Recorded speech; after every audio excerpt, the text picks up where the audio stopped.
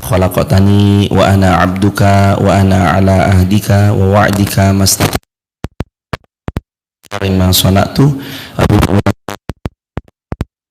bi dhanbi faghfirli fa innahu la yaghfiru dzunuba illa anta. Allahumma inna nas'aluka 'ilman nafi'an wa rizqan thayyiban wa amalan mutaqabbala. Allahumma inna nas'aluka al-huda wat-tuqa wal afafa wal ghina. Allahumma inna na'udzubika min 'ilmin la yanfa' wa min qalbin la yakhsha wa min nafsin la tasba' wa min du'ain la yustajabu lah. Raditu bi dina sula rabbi zidna ilma warzuqna fahma amin ya rabbal alamin. Alhamdulillah, bersyukur kepada Allah, zat yang maha mulia, maha bijaksana, zat yang maha mempertemukan. Mudah-mudahan hari ini termudahkan kita semua dengan segala keterbatasan untuk meraih ilmu yang Allah ridhai, dan mudah-mudahan hidup kita terus istiqomah sampai kita diwafatkan husnul khatimah.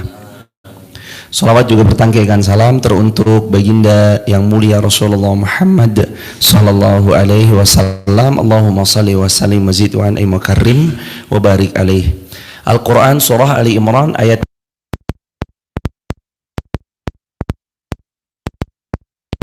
pelajari, mentadaburi, memahami, dan serta mereka menjadi amalkan. Jadi siapa yang mempelajari satu ayat itu lebih baik daripada dia pulang mendapati unta merah sedang hamil besar yang sangat bagus yang ada di rumahnya. Kalau 2 ayat lebih baik daripada 2 unta merah. 3 ayat lebih baik daripada 3 unta merah. Terus begitu hadirin. Maka hari ini insyaallah dengan segala keterbatasan kita tadabbur ayat Quran surah Ali Imran ayat 31. Masuk. A'udzu billahi minasy syaithanir rajim. 1 2 3.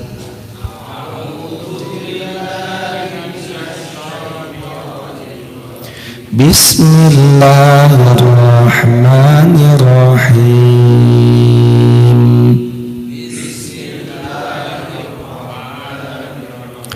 Qul in kuntum tuhibbunallah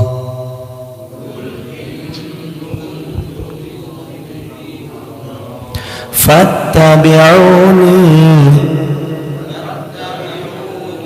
yuhibbukumullahu wa yaghfir lakum dzunubakum.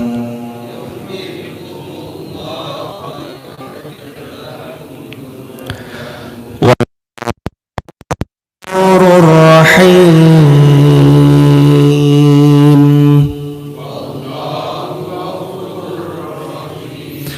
Qul athi'ullaha war rasul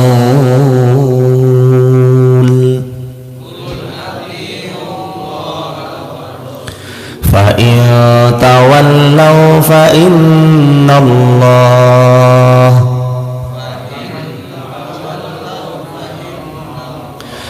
innallaha la yuhibbul kafirin.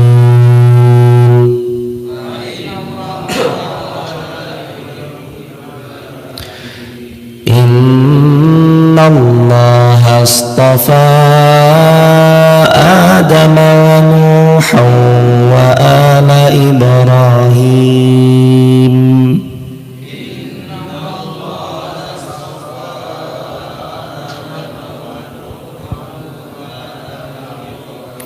wa ala Imran ala alamin.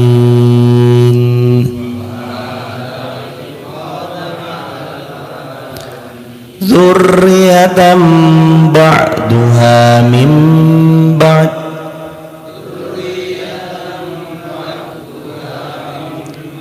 wallahu sami'un alim.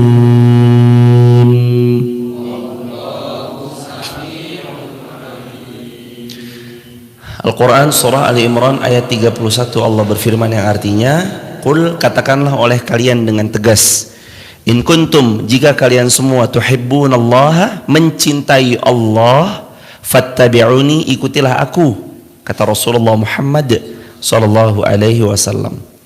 Jadi kalau kita mengikuti seluk-beluk dari hidupnya baginda Rasulullah, dari bangun tidur sampai kita terpejam kembali daripada mata kita, dari bangun tidur, membuka mata sampai mata kita terpejam kembali mengikuti apa yang Nabi telah teladani untuk kita semua. Yuhibbukumullah. Kenapa? Udah? Udah.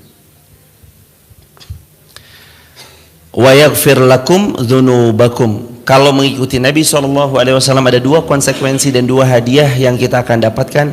Yuhibbukumullah, Allah mencintai kita. Wa yaghfir lakum dzunubakum, dan Allah Subhanahu wa taala akan mengampuni semua dosa-dosa kita semua dengan seizin Allah Subhanahu wa taala. Wa yaghfir lakum dzunubakum wallahu ghafurur rahim. Allah Maha Pengampun lagi Maha Penyayang. Qul, katakanlah, ati Allah war Rasul, taatilah Allah, taatilah Rasul. Jika kamu berpaling daripada keduanya, maka sesungguhnya Allah tidak menyukai orang-orang yang ingkar. Apa maknanya? Ayat ini adalah ayat tentang siapa-siapa yang mau dicintai Allah, diampuni dosa-dosanya. Salah satu amalannya adalah meneladani baginda Nabi Muhammad sallallahu alaihi wasallam dengan semua syariat yang beliau bawa. Nabi sallallahu alaihi wasallam bersabda, la yu'minu ahadukum, tidak beriman salah seorang di antara kalian, hatta hawahu tab'an lima ji'tu bih, sampai-sampai hawa nafsunya tertunduk kepada apa yang aku telah bawa untuk mereka. La yu'minu ahadukum. Jadi karakter orang-orang beriman itu hawa nafsunya ditundukkan atas apa yang Nabi SAW telah titahkan, sabdakan, telah bawa sebagai bentuk syariat. Selama hawa nafsu kita masih belum mau tunduk kepada baginda Nabi SAW, cenderungnya ke arah sana, hadirin. Hadirin, makanya ayat ini adalah ayat penegasan dari Allah Subhanahu wa taala agar supaya kita fokus mencintai baginda Nabi dengan meneladani apa yang baginda Nabi SAW telah ajarkan, baik daripada 4. 1 fi'liyah, 2 qauliyah, 3 takririyah, 4 himmah. 1 baik daripada sabda Rasulullah Muhammad sallallahu alaihi wasallam. Yang kedua, baik daripada perbuatan baginda Rasulullah Muhammad sallallahu alaihi wasallam. Yang ketiga, takrir. Apa arti takrir, hadirin? Ketetapannya baginda Nabi sallallahu alaihi wasallam. Takrir, ketetapan. Terus himmah, apa himmah? Cita-citanya baginda Rasulullah sallallahu alaihi wasallam. Dan ada hadis setelah yang tadi, laisa minna atau la yu'minu ahadukum hatta hawahu tab'an lima ji'tu bih. Tidak beriman di antara kalian sampai hawa nafsunya mengikuti apa yang telah aku bawa atas mereka. Lalu ada lagi hadis Nabi SAW yang diriwayatkan oleh Imam Al-Bukhari, Imam Muslim dengan sanad yang sahih, man amila amalan laisa alaihi amruna fahuwa raddun. Siapa-siapa yang melakukan satu amalan yang tidak sedikit pun Nabi SAW pernah meneladani, baik dari fi'liyah, qauliyah, takririyah, wa himmah, fahuwa rad, maka amalan itu berpotensi bukan cuma tidak diterima tapi ditolak. Makanya hadirin jamaah yang dirahmati Allah, amal walaupun sederhana, walaupun kecil, tapi gimana caranya kita berusaha menyesuaikan amal-amal kita agar sesuai dengan maunya Allah, maunya baginda Rasulullah Muhammad sallallahu alaihi wasallam. Karena kalau kita beragama sesuai dengan maunya kita aja, masing-masing kemauan manusia berbeda-beda. Jangankan manusia semua yang ada di Indonesia atau di negeri-negeri yang lain di luar daripada Indonesia, jemaah.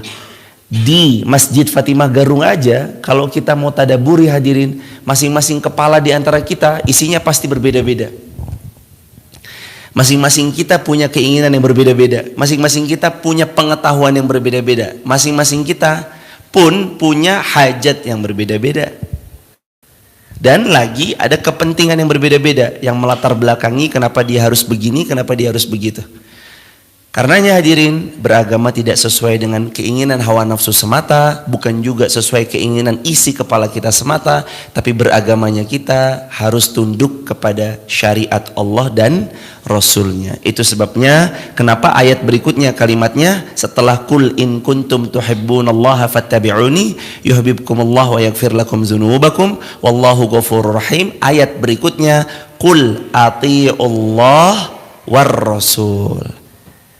Jika kalian mentaati Allah dan kalian mentaati Rasulullah, maka kalian harus deklarasikan ketaatan itu dengan tegas.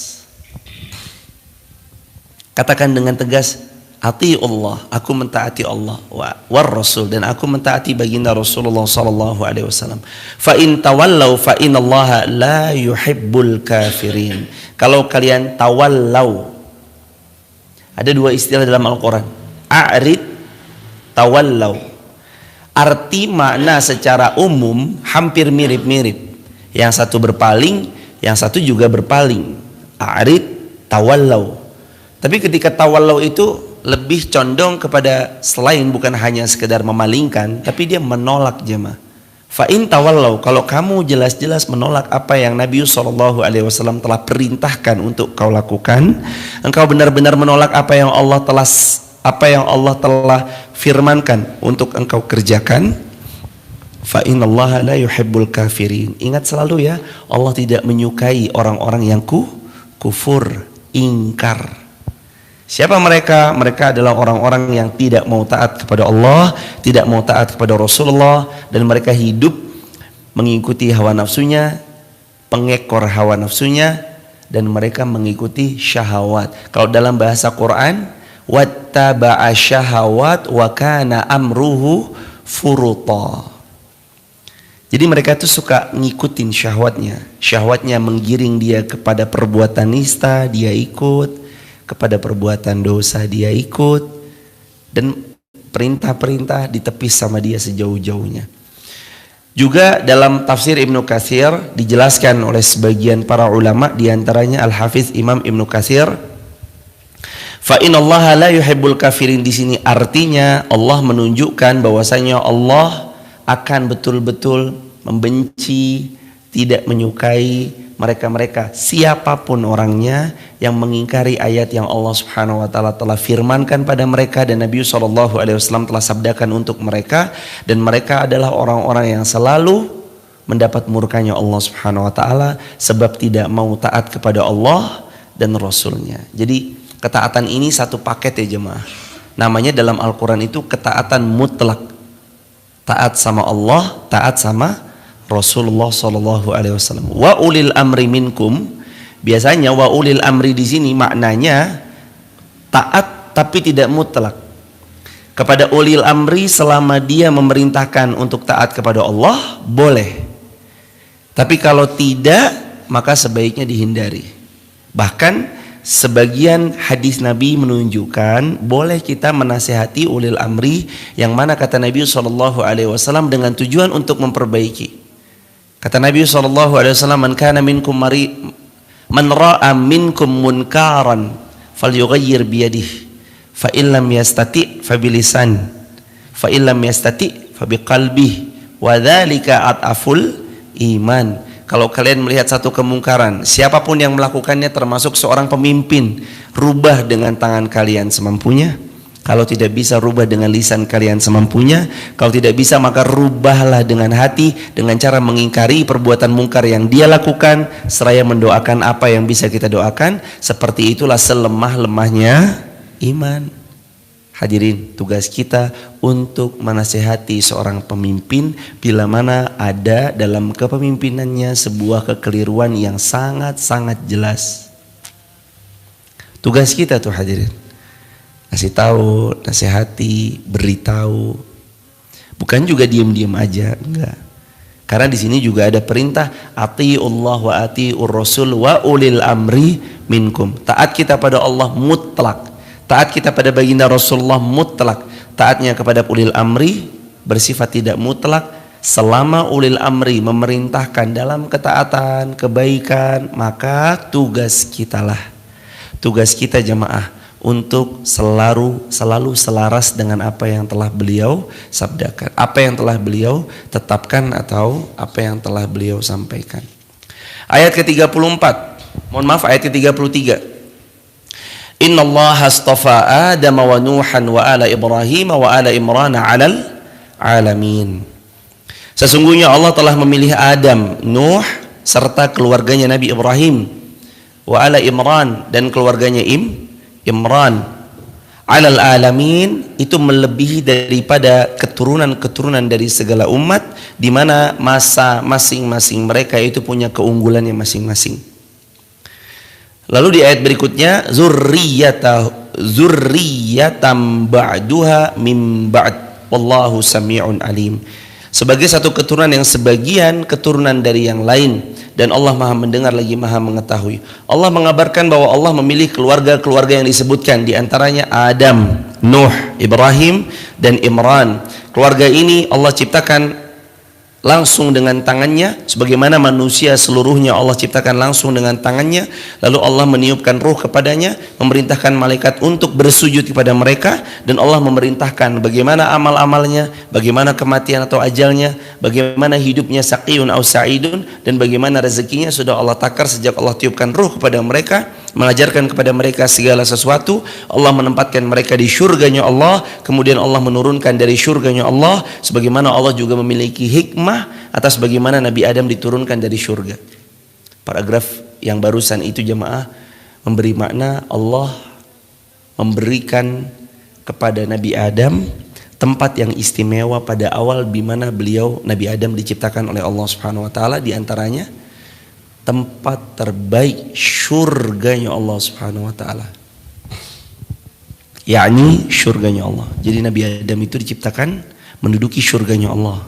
Ketika Nabi Adam digoda oleh syaitan, tidak boleh memakan buah khuldi, lalu kemudian beliau memakannya, Allah Subhanahu wa taala karena punya ketetapan peraturan, lalu Allah menurunkan Nabi Adam yang telah melanggar ketetapan yang Allah tentukan di dalam syurga, sehingga Nabi Adam turun bersama istrinya Hawa. Hadirin nanti bisa baca lagi kisahnya di dalam banyak referensi-referensi tentang hal itu. Tapi maksudnya begini hadirin, kalau ditanya, ya kalau gitu kenapa kita dulu nggak penduduk syurga aja? Kenapa kita harus turun di dunia? Makanya jawabannya tegas hadirin, Allah a'lam, Allah lebih tahu, Allah lebih faham tentang bagaimana Allah menciptakan makhluk-makhluknya. Dan Allah tujuannya juga ketika menurunkan kita ke dunia tidak lain tidak bukan liyabluwakum ayyukum ahsanu amala. Kita semua berpulang nanti, sahabat TikTok, YouTube, Instagram, kita semua juga berpulang nanti, insya Allah pulang kampungnya kita menuju surganya Allah Subhanahu wa taala. Tapi pertanyaannya, apa amal yang kita siapkan untuk berpulang? Banyak di antara kita lupa bahwa kampung aslinya adalah surganya Allah. Sebagaimana ayahnya Adam alaihi salam, kampung aslinya adalah surganya Allah. Lalu waktu demi waktu lahirlah keturunan setelah beliau melanggar ketetapan Allah Subhanahu wa taala di surga, turun ke langit, turun ke dunia, lalu beliau atas pertolongan Allah punya keturunannya berpencar-pencar hingga ke wilayah, dan hingga hari ini jamaah yang dirahmati Allah kita dapatkan manusia begitu banyaknya berasal dari jiwa yang satu, Adam alaihi salam, berasal dari istrinya Hawa alaihi salam.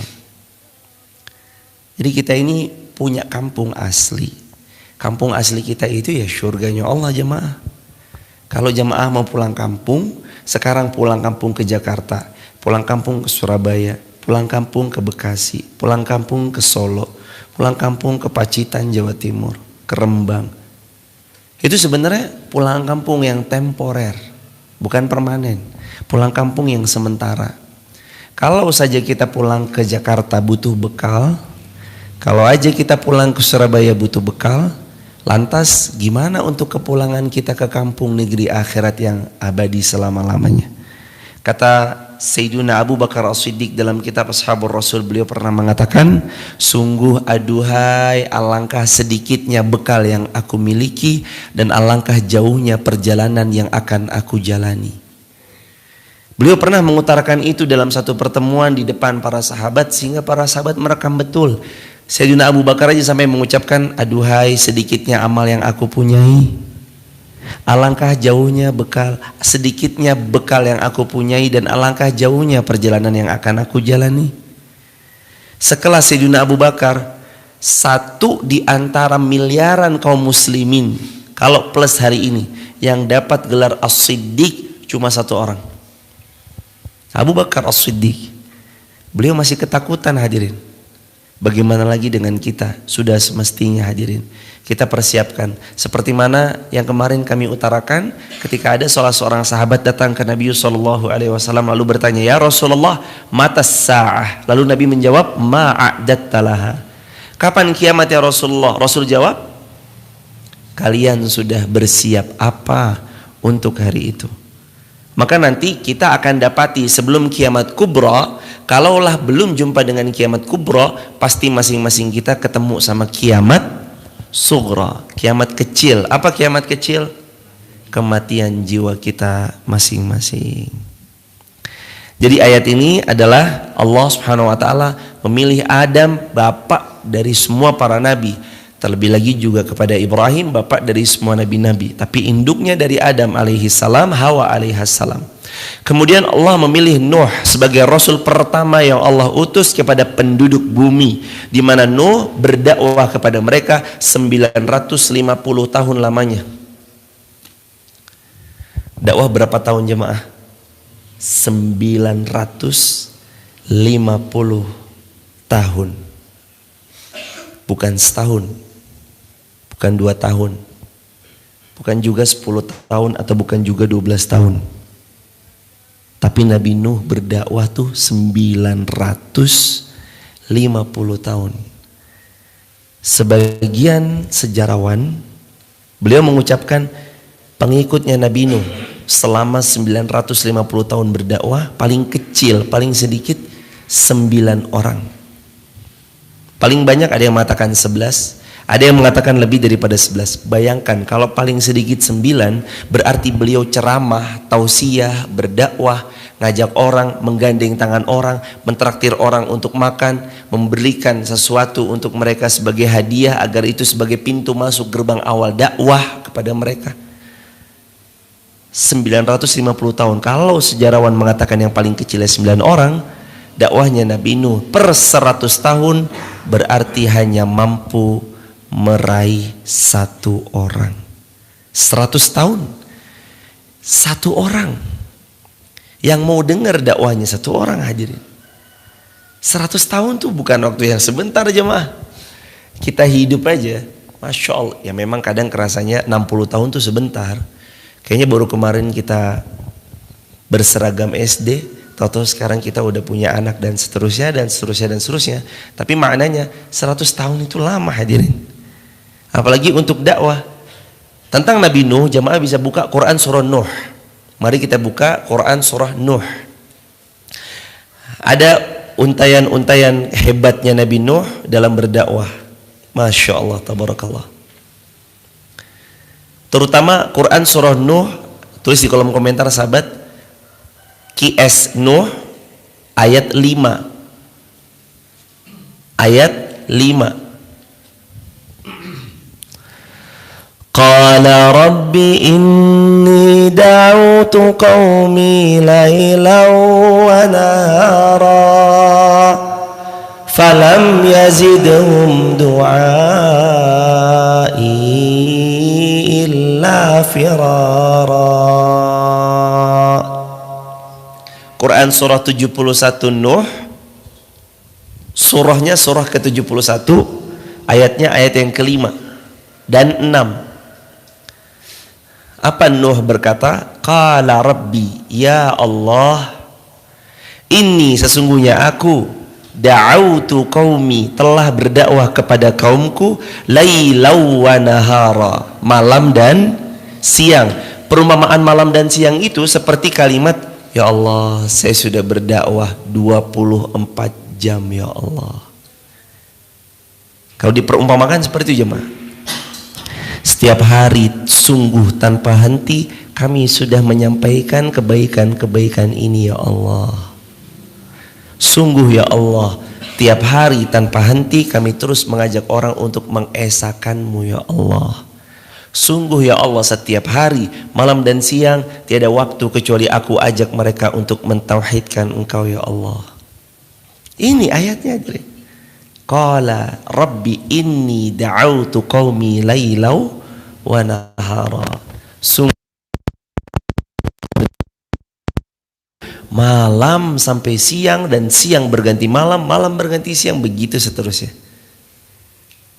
Dan hadirin jamaah yang dirahmati Allah, Nabi tentu bebannya lebih berat daripada kita semua jemaah.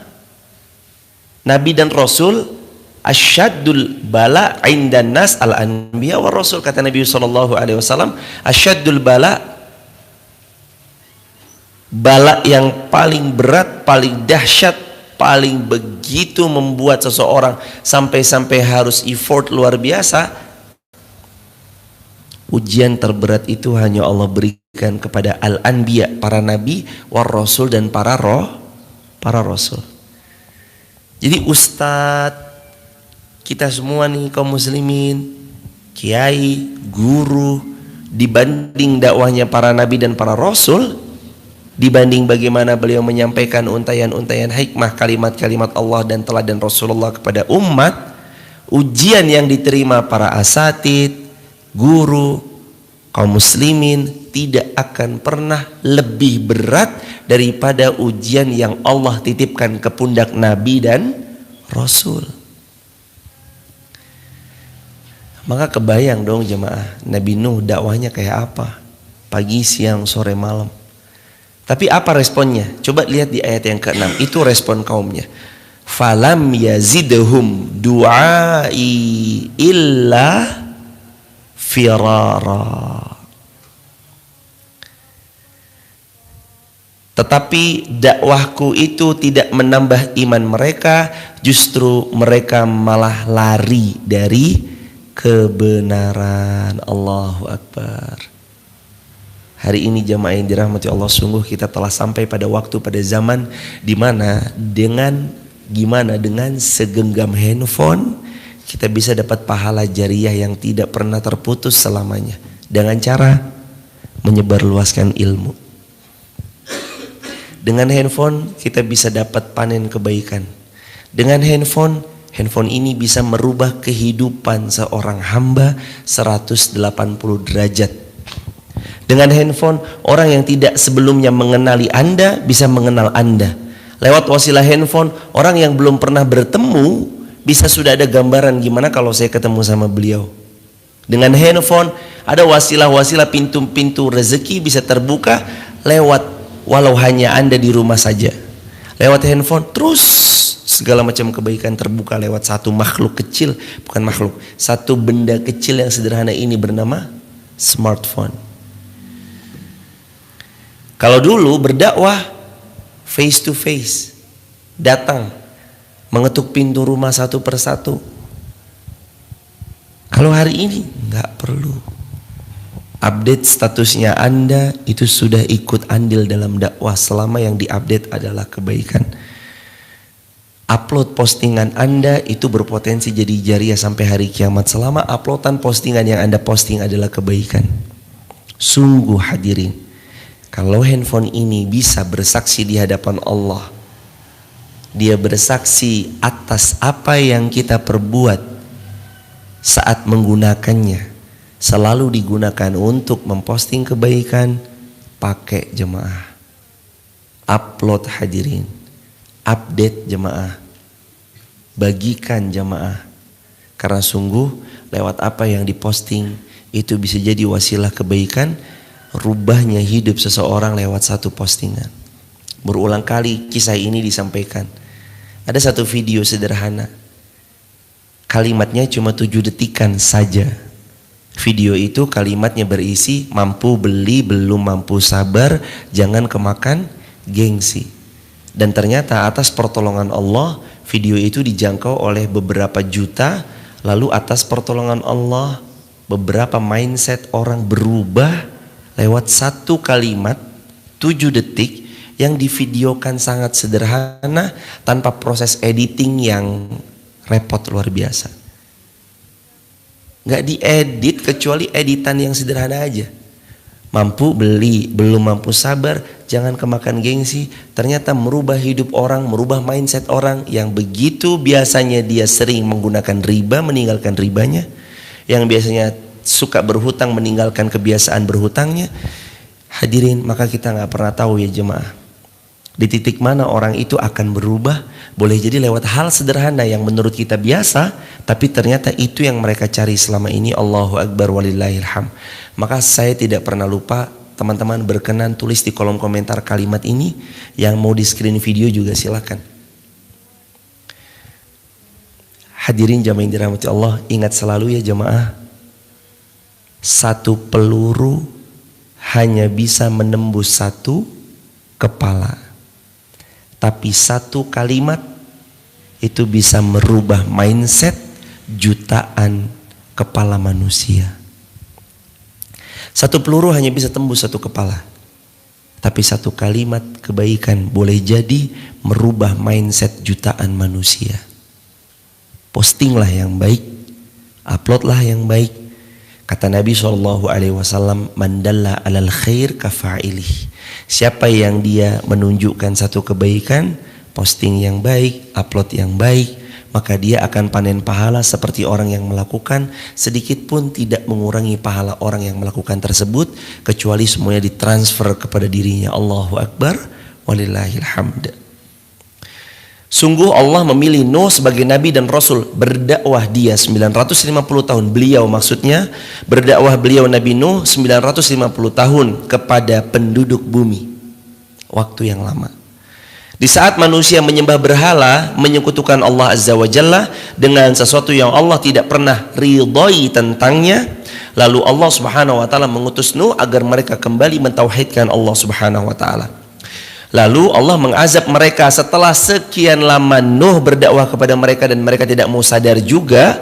Allah Subhanahu wa taala azab mereka dengan Allah turunkan kepada mereka air yang terus datang kepada mereka hingga semua di antara mereka tenggelam kecuali Nuh dan orang-orang yang naik ke bahtera yang Nuh telah buat atas perintah Allah Subhanahu wa taala.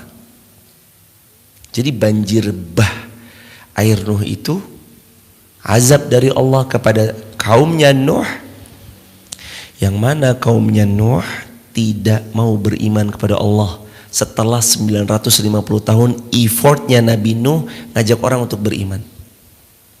Hadirin, maka pegang baik-baik ini ya jemaah. Bersyukur kalau ada di tengah-tengah tempat kita tinggal orang yang tulus ikhlas ngajak kita untuk kembali kepada Allah. Bersyukur. Karena boleh jadi itu salah satu bentuk kecintaan Allah pada kita dan kaum kita, tempat di mana kita tinggal, kalau ada orang ngajak kita untuk kembali kepada Allah. Dan berhati-hati ya jemaah. Kalau ada satu tempat, satu wilayah yang dimana lazim bagi wilayah dan tempat itu bermaksiat kepada Allah, mabuk, narkoba, zina, judi, khamr, dan segala bentuk kemaksiatan yang mereka merasa biasa atas kemaksiatan itu, hati-hati, boleh jadi Allah akan turunkan sesuatu yang sangat pedih sampai kepada mereka secara tiba-tiba dan sangat mendadak tanpa pernah mereka diberi kesempatan untuk bersiap, karena hatinya tertutup sehingga mereka terus dibiarkan dalam kelalaian, lalu Allah azab mereka sekonyong-konyong. Wala'iyadzubillah. Makanya kalau ada kaum muslimin tinggal di satu tempat, di tempat itu ada seorang yang berdakwah, entah orang takmir masjid, guru-guru, ustadz, kiai, santri-santri pun juga mereka terus mempelajari ilmu agama. Bersyukur jemaah, insya Allah jadi tempat yang barakah. Dan jangan sampai sedikit pun lisan ini menggunjing kepada mereka yang mana mereka terus mengajak kita berbuat baik. Karena Imam Syafi'i pernah mengatakan, kata Imam Syafi'i, aku belum baik, tapi sedikit pun aku tidak pernah membenci orang-orang yang baik. Kalaulah kita belum jadi orang baik, maka jangan pernah membenci orang-orang yang baik. Al-Imam Syafi'i pernah mengatakan, aku mencintai orang-orang yang berbuat baik walaupun aku bukan bagian dari mereka. Allah, saking merendahnya beliau. Aku mencintai orang salih meskipun aku belum salih. Aku mencintai orang yang berbuat baik meskipun aku juga belum bisa berbuat seperti mana mereka berbuat. Aku mencintai mereka-mereka yang menghafal Al-Quran walaupun kita terus masih berproses. Kan kalau ditadaburi kalimatnya Imam Syafi'i kan jadi panjang ya jemaah. Aku mencintai orang-orang yang salih meskipun aku belum menjadi bagian daripada mereka. Kan kalau ditadaburi banyak. Aku mencintai orang yang duduk di masjid meskipun aku belum bisa mendudukkan diriku ke dalam masjid. Aku mencintai orang-orang yang iktikaf meskipun aku belum bisa iktikaf di 10 terakhir.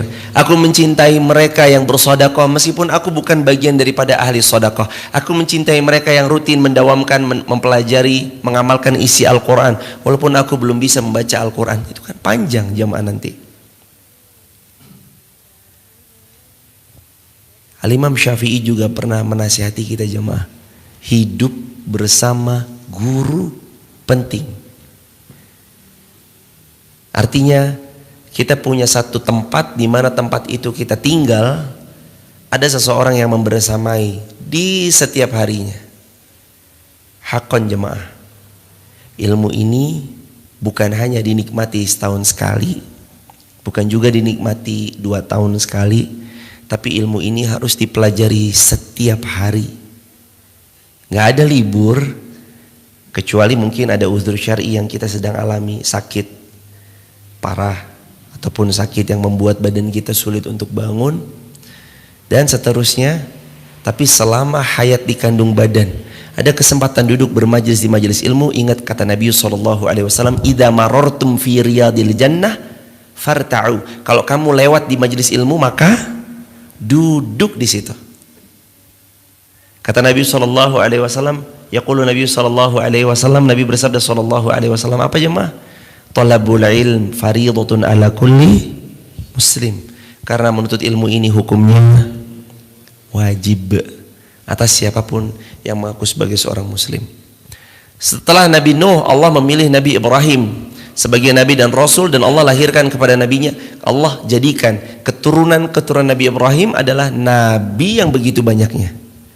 Siapa keturunan langsung yang nabi? Ismail dan Ishak. Dari Ishak ada nabi lagi, siapa namanya? Yakub. Dari Yakub cicitnya Nabi Ibrahim, siapa namanya? Yusuf. Kata Nabi Muhammad SAW, kita pernah pelajari di Syama'il Muhammadiyah wal Akhlaqin Nabawiyah wal Adabil Islamiyah. Ketika Nabi Muhammad itu nasabnya paling baik, Nabi juga memuji kakaknya dalam saudara sama muslim. Maksudnya di sini adalah Nabi Yusuf. Sungguh sebaik-baik nasab adalah saudaraku Yusuf. Sebaik-baik nasab. Yusuf bin Yakub bin Ishak bin Ibrahim.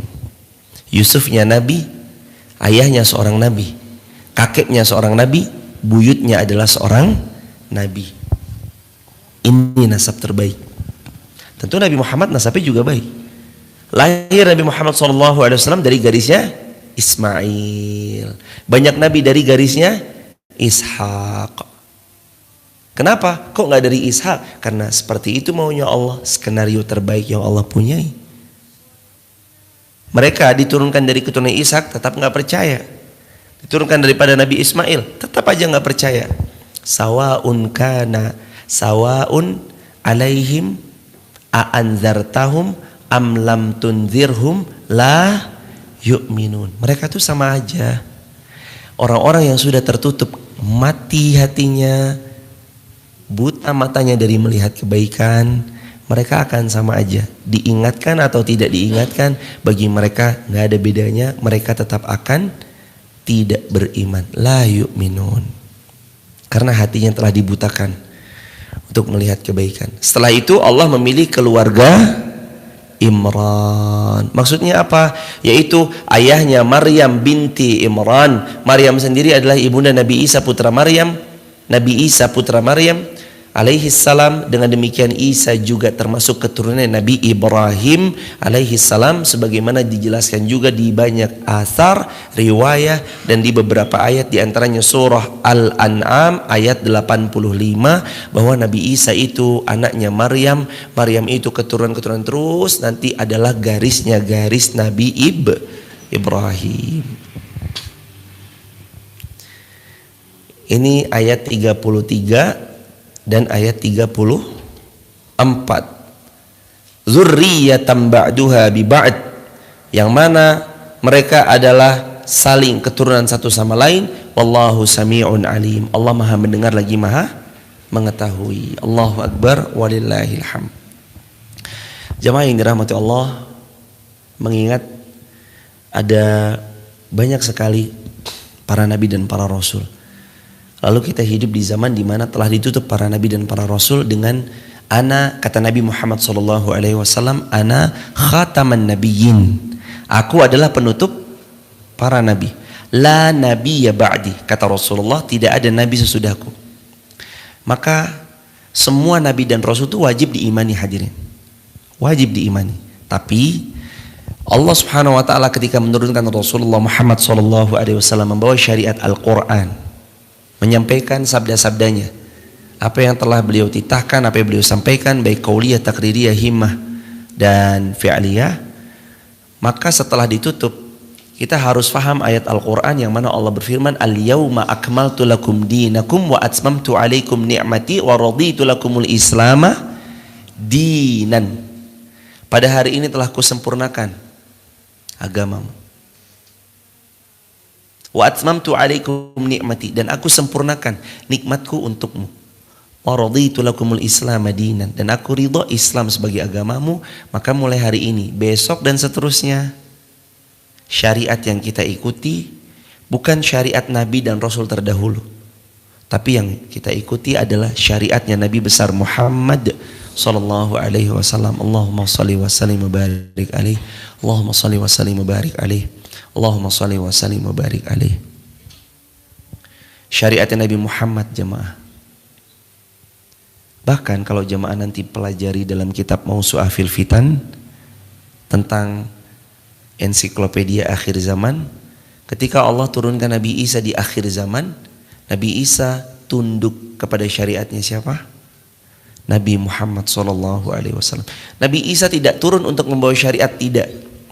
Nabi Isa turun dengan seizin Allah, dengan karunia dan atas kehendak Allah untuk membunuh Dajjal, memusnahkan BABI. Dimusnahkan. Ikut siapa ikut syariat siapa Nabi Isa besok? Ikut syariatnya Nabi Muhammad SAW. Maka beruntung umatnya Nabi Muhammad. Beruntung jadi umatnya Rasulullah Muhammad. Beruntung kita ini hidup di akhir zaman, karena ada umurnya sedikit tapi pahalanya berlimpah. Umurnya umatnya Nabi Musa ratusan, ada yang ribuan. Umur umatnya Nabi Nuh ada yang ratusan, ada yang ribuan. Yang pernah kita tahu ada seorang ibu menangisi anaknya yang baru lahir, katanya anaknya masih kecil tapi udah meninggal dunia. Begitu ditanya, ibu berapa umur anaknya? 300 tahun. Dia menangisi anaknya yang dia bilang masih kecil, anak saya meninggal usianya muda. Berapa ibu? 300 tahun. Karena pada saat itu umur-umur umat terdahulu ribuan, ratusan bahkan ribuan. Dakwahnya Nabi Nuh 950 tahun kan?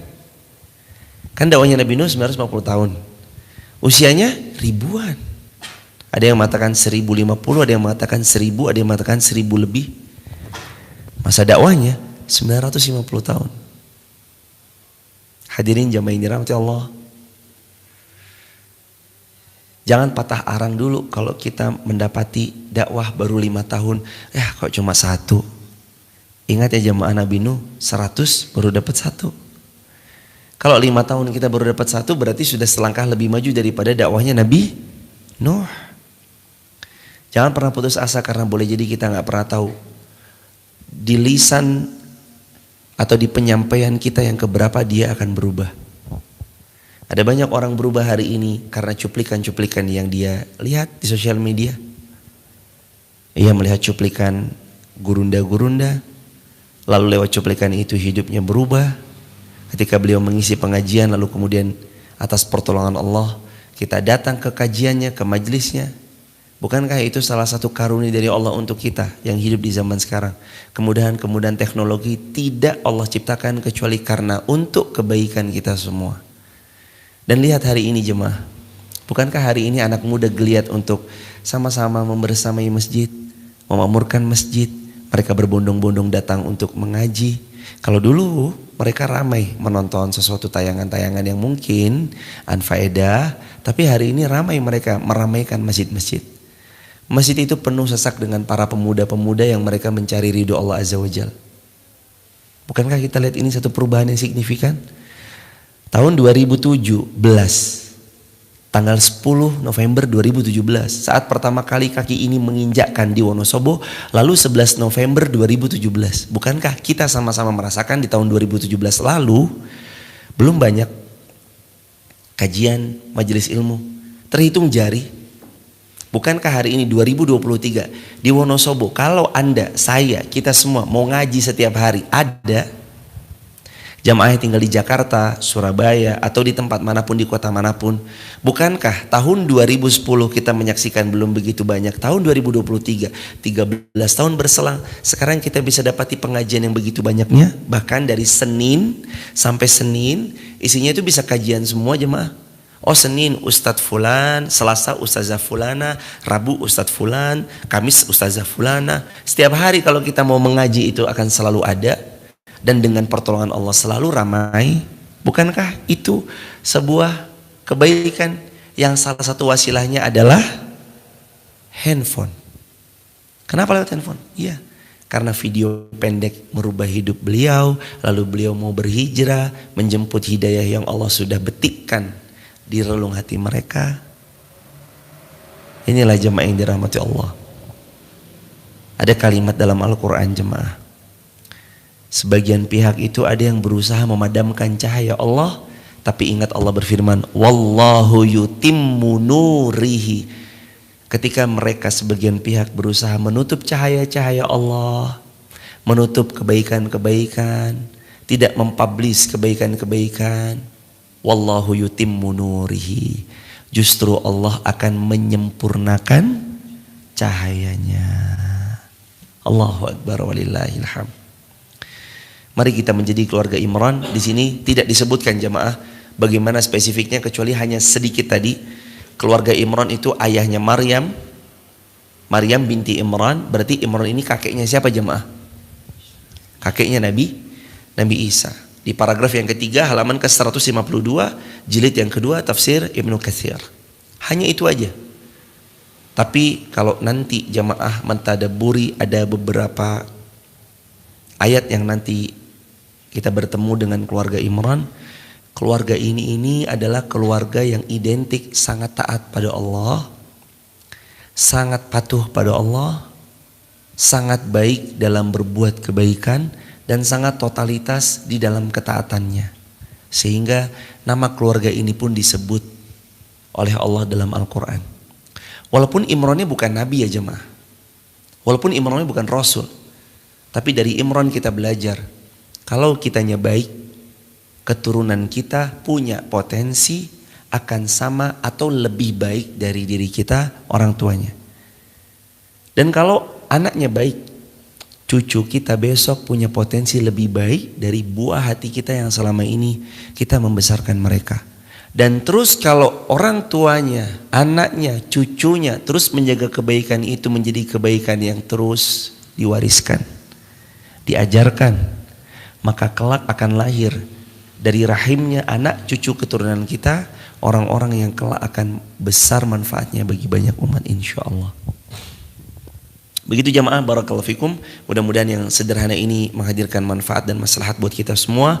Gak kerasa waktu sudah begitu cepat berlalu. Terima kasih jamaah TikTok, YouTube, Instagram yang sudah selalu senantiasa membersamai, merelakan paket datanya, merelakan kuota-kuotanya untuk belajar bersama.